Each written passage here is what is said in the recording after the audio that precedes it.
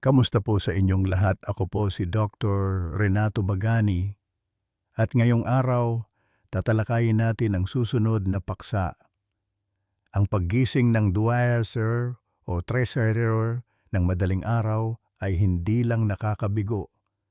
Tahimik nitong sinisira ang iyong puso, memorya at enerhiya. At kung ikaw ay higit sa 65 mo ang isang maliit na ugali na ito na inaakala mong malusog, ay maaaring ang tunay na dahilan kung bakit hindi makatulog ng mahimbing ang iyong katawan. Bilang isang doktor, marami na akong nakitang mga senior na tahimik na nagdurusa sa loob ng maraming taon. Lahat dahil walang nagsabi sa kanila na ang simpleng tubig sa gabi ay maaaring maging sanhi ng problema. Ngayon, ipapakita ko sa inyo ang 5 simpleng inumin na mas mainam kaysa sa simpleng tubig bago matulog, mga inuming tumutulong sa iyong katawan na mag-relax, bawasan ang pag-ihi sa gabi, at suportahan ang malalim at natural na pagtulog. Bago tayo magsimula, gusto kong marinig mula sa inyo. Saan kayo nanonood ng video na ito at anong oras dyan ngayon? Pakitype sa mga komento.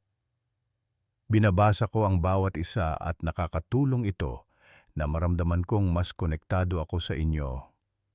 At kung nakita ninyong kapaki-pakinabang ang paksang ito, huwag kalimutang pindutin ang subscribe button at i-on ang bell para hindi ninyo makaligtaan ang anumang simpleng health tips na espesyal na ginawa para sa mga senior na tulad ninyo. Gabi-gabi, maraming senior sa buong Pilipinas ang umiinom ng isang basong tubig bago matulog, sa pag-aakalang makakatulong ito sa kanilang kalusugan at hydration.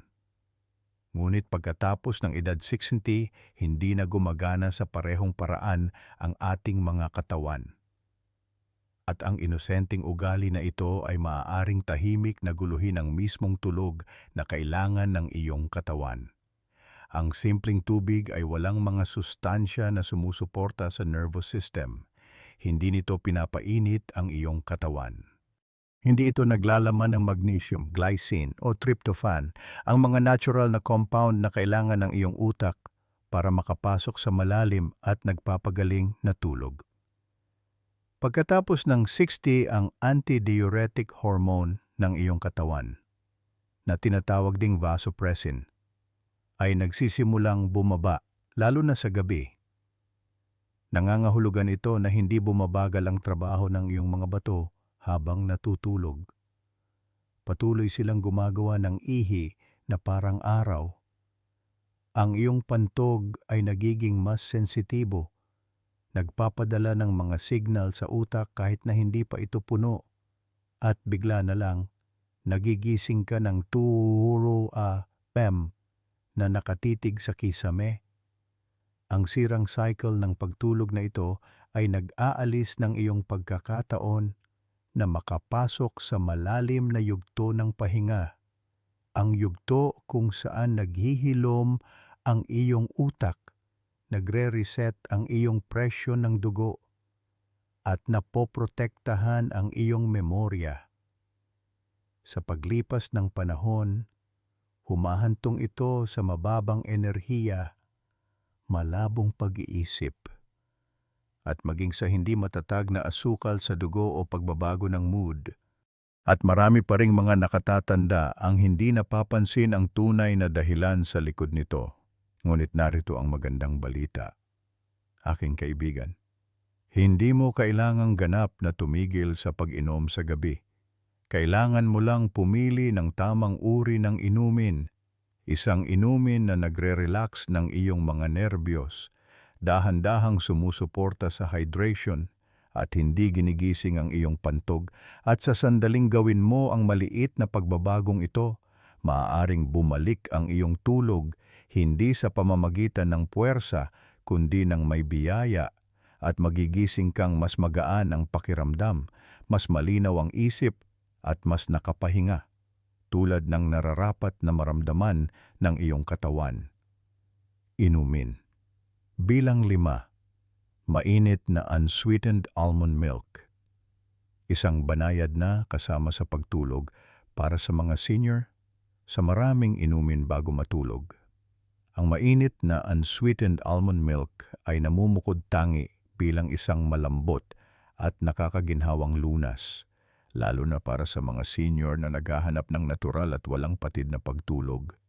Pagkatapos ng 16, bumababa ang kakayahan ng iyong katawan na gumawa ng mga sleep hormone at nagiging mas sensitibo ang nervous system kahit sa pinakamaliit na stress o discomfort. Sa yugtong ito ng buhay, mas mahalaga ang iyong iniinom bago matulog kaysa sa iyong iniisip. Ang almond milk ay natural na mayaman sa magnesium at tryptophan. Dalawang sustansya na kilala sa pagpapakalma ng isip at paghahanda ng katawan para sa pahinga. Dahan-dahang nire-relax ng magnesium ang iyong mga nerbiyos at kalamnan. Tinutulungan kang bitawan ang paninikip at tensyon na naipon sa buong araw. Ang tryptophan ay tahimik na gumagana sa loob ng iyong utak. Hinihikayat ang paglabas ng serotonin, na kalaunan ay nagiging melatonin. Ang hormone na nagdadala sa iyo sa malalim na tulog. Hindi lang ito teorya. Isang pag-aaral sa Iran ang natuklasan na ang mga senior na regular na umiinom ng almond milk sa loob lamang ng 2 linggo ay nadagdagan ang kanilang average na malalim na tulog ng 22 minuto bawat gabi. Ngayon, isipin kung ano ang maidudulot sa iyo ng 22 minuto ng mas malalim na tulog, mas kaunting pagpunta sa banyo, mas kaunting pagbaling-baling. At isang mas sariwang isip sa umaga. Ang almond milk ay magaan din sa tiyan, mababa sa asukal, at hindi magdudulot ng bloating.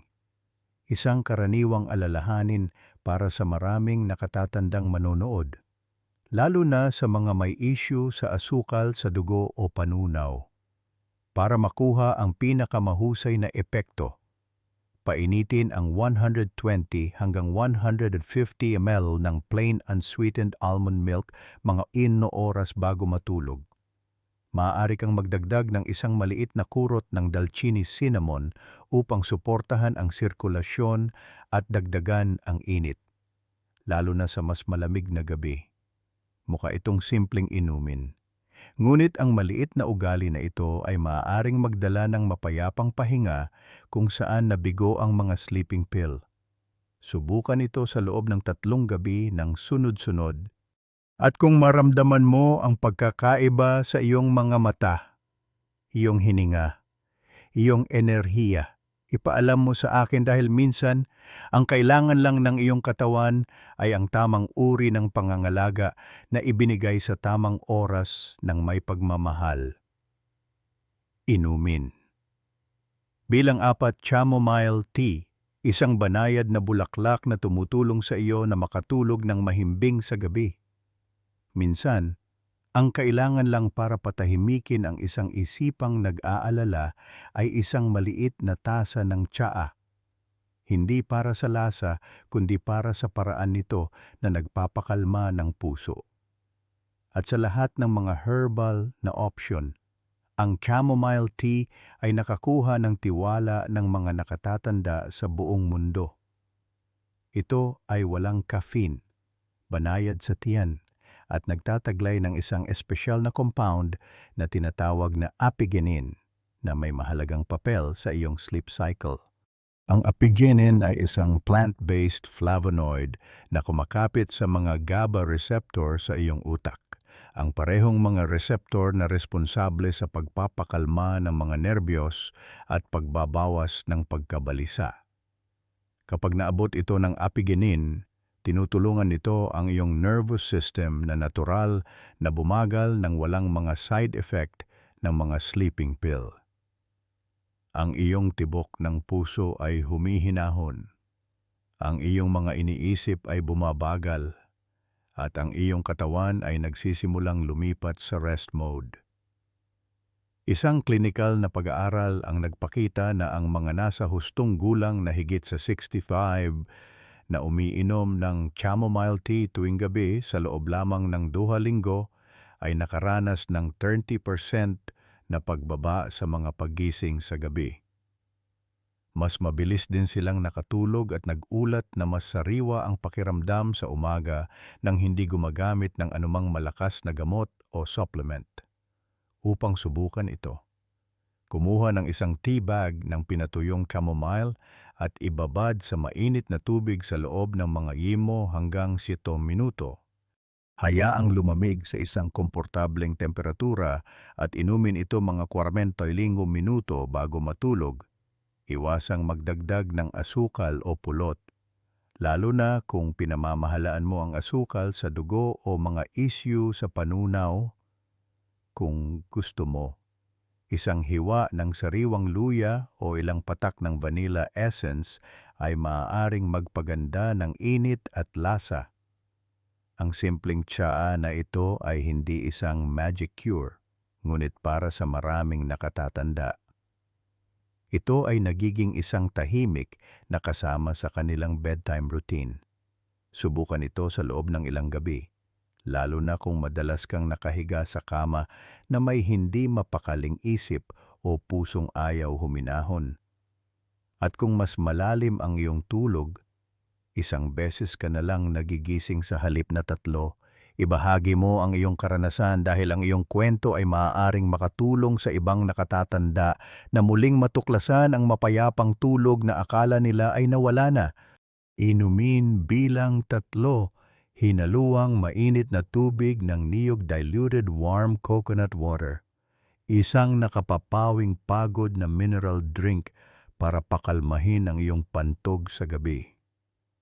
Para sa maraming nakatatanda, ang tubig ng niyog ay simbolo ng kalusugan. Magaan, nakakapresko, at madaling makuha. Ngunit ang hindi alam ng karamihan ay kapag ginamit ng tama, maaari rin itong maging isang banayad na inuming sumusuporta sa pagtulog, lalo na pagkatapos ng edad 60.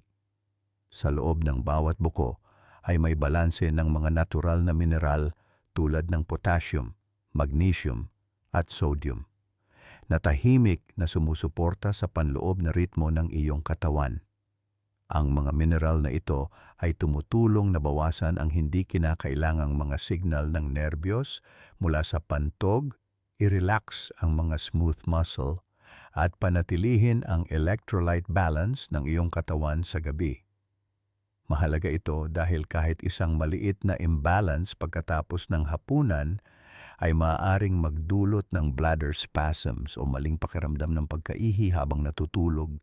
Isang pag-aaral sa Journal of Sleep Disorders ang natuklasan na ang mga matatandang may mababang antas ng potassium ay 28% na mas madalas magising sa gabi para umihi. Ngunit nang dahan-dahang naibalik ang mga mineral na iyon sa pamamagitan ng dieta, bumuti ang kanilang pagtulog nang hindi nangangailangan ng gamot upang ligtas na gamitin ang tubig ng niyog. Laging painitin ito ng bahagya at huwag kailanman inumin ng direkta mula sa ref. Ang mga malamig na likido ay nakakairita sa lining ng pantog at nakakagulo sa panunaw, lalo na sa mga matatandang katawan na sensitibo na pagkatapos ng paglubog ng araw. Gayon din, kung mayroon kang mga issue sa bato o kailangang limitahan ang potassium, kausapin muna ang iyong doktor bago subukan ang lunas na ito. Ang pinakamahusay na paraan upang inumin ito ay sa pamamagitan ng paghahalo ng sariwang tubig ng niyog sa mainit na tubig. Mga 100 hanggang 120 ml ay sapat na. Inumin ito ng dahan-dahan mga 1 oras pagkatapos ng hapunan at bigyan ng iyong katawan ng oras upang maabsorb ang mga banayad na mineral nito bago humiga. Isang matandang Ginoo ang nagbahagi na matapos niyang palitan ang kanyang tsaa sa gabi ng hinaluang tubig ng niyog, hindi na siya nagigising ng 2 gabi-gabi. Sabi niya, "Pakiramdam ko ay natuto na ring manahimik ang aking pantog."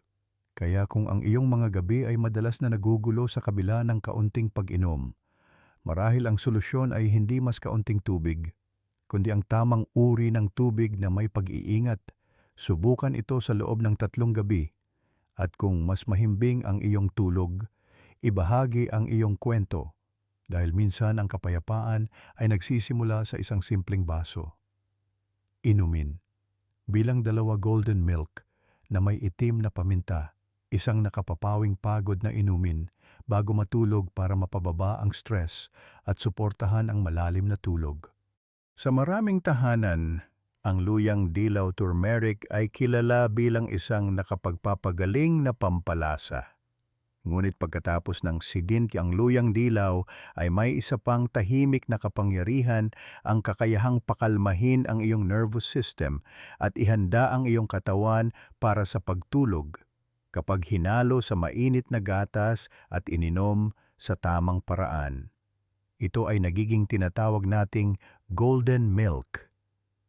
Isang simple at sinaunang lunas na nagpapaginhawa sa katawan mula sa loob. Ang mahika ay nasa curcumin, ang aktibong sangkap sa luyang dilaw. Tumutulong ang curcumin na mapababa ang antas ng cortisol, ang hormone na ginagawa ng iyong katawan kapag nasa ilalim ng stress. Ang mataas na cortisol bago matulog ay nagpapanatiling alerto sa iyong utak.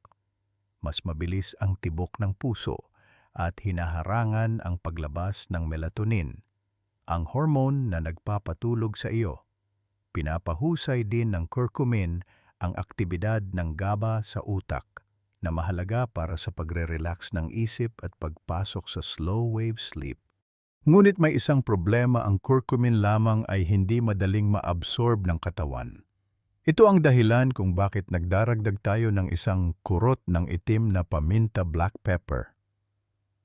Ang piperine na matatagpuan sa paminta ay nagpapataas ng absorption ng curcumin ng 7 hanggang 8 beses, na ginagawang mas malakas at mas mabilis ang epekto. Upang ihanda ang golden milk, ihalo lamang ang kalahating kutsarita ng luyang dilaw na pulbos na may isang maliit na kurot ng itim na paminta sa 150 ml ng mainit na gatas. Maaari kang gumamit ng almond milk, oat milk, o kahit gatas ng baka kung hiyang sa iyong panunaw. Haluing mabuti. Inumin ito mga 1 oras bago matulog at iwasang inumin ito nang walang laman ang tiyan. Isang retiradong guro ang nagbahagi kung paano naging aliw niya ang golden milk sa mga gabing hindi makatulog. Pagkatapos lamang ng 1 linggo, nabawasan ang paninigas ng kanyang mga kasukasuan, mas kalmado ang kanyang isip, at nagsimula siyang matulog ng 6 na oras ng walang patid. Kung stress, pananakit ng kasukasuan, o isang hindi mapakaling isip ang nagpapagising sa iyo sa gabi, ang golden milk ay maaaring ang iyong tahimik na sagot. Subukan ito ng dahan-dahan sa loob lamang ng ilang gabi. At kung bumuti ang iyong pagtulog, sabihin mo sa isang taong mahal mo dahil ang paggaling sa huli ay nagsisimula sa init pareho sa katawan at sa puso. Inumin bilang isa mainit na gelatin o bone broth. Isang nagpapanumbalik na inumin sa gabi na nagpapagaling habang natutulog ka. Sa yugtong ito ng buhay, kung kailan mas magaan ang tulog at mas mabigat ang pakiramdam sa umaga, dapat nating itanong hindi lamang kung paano tayo natutulog, kundi kung gaano tayo kahusay na nakakabawi habang natutulog. Dahil ang malalim na pahinga ay hindi lamang tungkol sa pagpikit ng mga mata. Ito ay tungkol sa pagtulong sa katawan na ayusin ang mga kalamnan, pakalmahin ang mga nerbiyos, at ibalik ang enerhiya ng tahimik sa gabi. At isa sa pinakamakapangyarihang inumin na sumusuporta sa prosesong ito ng pagpapagaling ay isang bagay na hindi napapansin ng maraming nakatatanda: mainit na gelatin o magaan na bone broth. Ang pangunahing sangkap dito ay ang glycine, Isang amino acid na natural na matatagpuan sa gelatin at slow-cooked bone broth. Dahan-dahang pinabababa ng glycine ang iyong heart rate, pinapakalma ang central nervous system, at itinataguyod ang slow-wave brain activity, ang parehong estado na pinapasok natin sa malalim na tulog na walang panaginip. Sinusuportahan din nito ang pagbuo ng collagen, na mahalaga para sa kalusugan ng kasukasuan, pagkalastiko ng balat, at pag-aayos ng panloob na tissue, na lahat ay bumabagal pagkatapos ng 60. Hindi tulad ng mga sleeping pill. Hindi pinipilit ng glycine ang iyong katawan na antukin. Sa halip, ginagabayan nito ang iyong sistema sa isang natural na ritmo ng pagtulog, isa na malambot, nakapagpapagaling, at madaling gisingan sa umaga. Upang ihanda ito, tunawin ang isang kutsarita ng plain, unflavored na gelatin sa 120 ml ng maligamgam na tubig at haluin hanggang sa ganap na matunaw. Maaari ka ring gumamit ng low-sodium bone broth na bahagyang pinainit ng walang mabibigat na pampalasa o mantika at inumin ito ng mag-isa, walang kanin, walang tinapay. Pinakamainam na inumin 30 hanggang 45 minuto bago matulog. Ang inuming ito ay hindi para punuin ang iyong tiyan, kundi para bigyan ng sustansya ang iyong katawan sa mas malalim na antas. Isang matandang lalaki ang nagbahagi na matapos lumipat mula sa tsaa patungo sa gelatin water sa gabi. Nagsimula siyang magising ng isang beses na lamang sa halip na 4. Mas magaan ang pakiramdam ng kanyang mga binti at nagsimulang mawala ang brain fog sa umaga. Lahat ng hindi binabago ang alinman sa kanyang mga gamot. Kaya kung sinubukan mo na ang lahat at pagod ka pa rin sa paggising, marahil ang sagot ay hindi mas maraming tulog kundi mas mahusay na tulog. Subukan ang mainit na gelatin o broth sa loob ng ilang gabi. At kung may maramdaman kang pagkakaiba, ipasa mo ito dahil sa edad na ito. Ang maliliit na pagsisikap ay nagdudulot ng malalaking gantimpala, lalo na kung nagmumula ito sa pangangalaga. Hindi sa pilit. Paano uminom sa tamang paraan sa gabi para hindi ka magising para umihi. Maraming respetadong nakatatanda ang nag-aalala sa pag-inom ng anuman sa gabi, hindi dahil ayaw nilang manatiling malusog, kundi dahil natatakot silang magising ng paulit-ulit. Ito ay isang tahimik na stress sa maraming tahanan. Umiinom ka ng isang maliit na tasa pagkatapos ng hapunan at naglalakad ka pa rin patungo sa banyo ng 12 m. Sinusubukan mong pigilan o bawasan ang lahat ng likido, ngunit nanunuyo ang iyong lalamunan, mababaw ang iyong tulog at nanghihina ang iyong katawan sa umaga. Ngunit ang totoo, hindi lang ito tungkol sa kung ano ang iyong iniinom. Ito ay kung paano, kailan, at gaano karami ang tunay na gumagawa ng pagkakaiba. Ating pag-usapan ito ng dahan-dahan at praktikal upang ang iyong mga gabi ay maging mas tahimik. Hindi lang para sa isang araw kundi para sa maraming araw na darating. Una, magsimula tayo sa dami. Para sa karamihan ng mga senior, ang ideal na dami ng likido bago matulog ay 100 hanggang 150 ml lamang. Hindi hihigit. Ito ay mas kaunti sa isang regular na baso. Sapat lang upang maghatid ng mga sustansya at ginhawa sa iyong katawan. Ngunit hindi gaanong karami na mapupuno ang pantog ng hindi kinakailangan. Susunod, dapat nating pag-usapan ang oras. Huwag kailanman inumin ang iyong inumin bago matulog habang nakahiga o 5 minuto bago matulog. Sa halip, inumin ito 60 hanggang 90 minuto bago ka humiga. Nagbibigay ito ng oras sa iyong mga bato na iproseso ang likido ng dahan-dahan. Pagkatapos mong ubusin ang iyong inumin, magsipilyo ng mahinahon at pumunta sa banyo sa huling pagkakataon bago patayin ang mga ilaw. Ngayon, isang maliit ngunit mahalagang trick pumili ng mga inuming malapot o siksik sa sustansya, hindi matubig o malabnaw. Ang mainit na almond milk, golden milk, o bahagyang pinalapot na gelatin water ay mas mainam kaysa sa simpleng tubig o herbal tea. Ang mga inuming ito ay mas matagal na nananatili sa iyong mga tissue at kalamnan at hindi agad dumidiretso sa iyong pantog. Isa pang makapangyarihang ugali ay ang pagsasanay sa orasan ng iyong pantog. Oo, ang iyong pantog, tulad ng iyong isip, ay maaaring sanayin. Pumili ng isang takdang oras bawat gabi para sa iyong huling pagpunta sa banyo. Sabihin nating 9:30 or 10 p.m. at pumunta sa parehong oras bawat araw. Kahit na hindi mo nararamdaman ang malakas na pagnanais sa paglipas ng panahon, matututunan ng iyong katawan ang ritmong ito. Gayon din, tandaan na inumin ito ng dahan-dahan, hindi lahat ng sabay-sabay. Humigop ng maliliit sa loob ng 10 hanggang 15 na minuto habang nakaupo ng mahinahon. Panghuli, at pinakamahalaga, maging mabait at mapagpasensya sa iyong sariling katawan. Kung sumusubok ka ng mga bagong inumin bago matulog, subukan lamang ang isang uri bawat linggo. Bigyan ang iyong sistema ng ilang gabi upang mag-adjust at pansinin kung paano nagbabago ang iyong tulog, enerhiya at maging ang iyong mood sa umaga.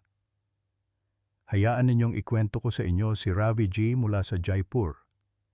Isang 72 taong gulang na retiradong banker na nagigising ng 3 o 4 na beses gabi-gabi pagkatapos niyang subukan ang mainit na gelatin water bago matulog. Sa ikatlong gabi, isang nakakagulat na bagay ang nangyari. Nakatulog siya mula 10:00 p.m. hanggang 4:00 nang hindi nagigising ni isang beses. At si Lakshmi Maji mula sa Chennai, mayroon siyang patuloy na pananakit ng tuhod sa gabi at palaging malabo ang isip sa umaga. Iminungkahi ng kanyang apo na subukan ang golden milk. Pagkatapos lamang ng 3 gabi, nagising siya na nagsasabing, "Hindi ko man lang naramdaman ang sakit kagabi. Ito ay hindi mga magic cure, kundi simpleng pare-parehong mga gawi na isinasagawa ng may pasensya at pag-aalaga." Tulad ng magandang sinabi ni Ravi G, isang maliit na baso lang sa tamang oras, sa tamang paraan, at nagbago ang buong gabi ko. At marahil, mahal na kaibigan, ang iyong gabi ay maaari ring magbago. Kaya mahal kong kaibigan, ngayong gabi ay napag-usapan natin ang isang napakasimpleng bagay, kung paano ang isang maliit na inumin na iniinom sa tamang paraan ay maaaring dahan-dahang sumuporta sa malalim at mahimbing na pagtulog pagkatapos ng edad 60. Hindi ito tungkol sa malalaking pagbabago o gamot, kundi tungkol sa pakikinig sa iyong katawan. Ngunit mangyaring tandaan, kung mayroon kang anumang partikular na kondisyong pangkalusugan tulad ng diabetes, mga problema sa bato, o issue sa presyon ng dugo, laging kausapin muna ang iyong doktor. Ang mga tip na ito ay ibinabahagi para sa pangkalahatang kaalaman. Ngayon, gusto kong marinig mula sa inyo aling bahagi ng video ngayon ang pinakatumatak sa inyo. Ang golden milk ba o marahil ang almond milk? Kung may nakita kang kapaki-pakinabang, paki-type ang numerong 1 sa mga komento sa ibaba. At kung sa tingin mo ay hindi angkop para sa iyo ang video na ito, paki-type ang 00 para malaman ko kung paano gagawing mas kapaki-pakinabang ang susunod para sa iyong mga pangangailangan. At kung gusto mo pa ng mga video na tulad nito, banayad, malinaw, at espesyal na ginawa para sa mga senior na tulad mo. Mangyaring mag-subscribe sa channel, pindutin ang bell icon, at ibahagi ang video na ito sa isang kaibigan, kapitbahay, o sino man sa iyong pamilya na maaring nangangailangan ng mas mahimbing na tulog. Hanggang sa muli nating pagkikita, hangad ko sa inyo ang kapayapaan, ginhawa, at isang gabing may tahimik na pahinga. Ingat po.